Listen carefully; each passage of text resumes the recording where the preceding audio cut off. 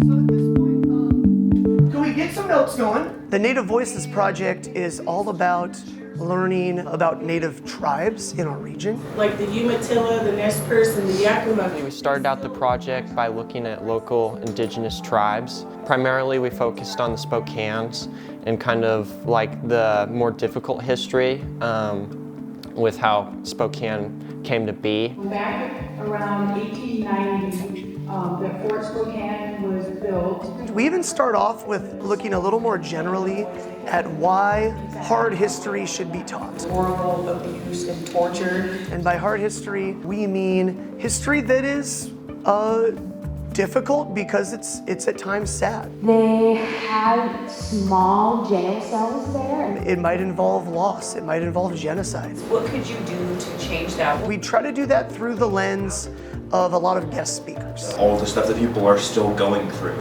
Any chance I get to come into classrooms and engage with students, I'm gonna hop on that opportunity. Let's give it up for Tamika. We don't often get these opportunities in the way that really dispels myths, stereotypes, misinformation, miseducation around Native education. I don't have that perspective. And so just being able to have a class like this where we could learn history from these marginalized groups of people has given me a chance to kind of feel like, okay, yeah, like listen and respect what they think. Getting out of the building, being able to see some of the places where history happened and feel that gravity, that power of place, it's impactful.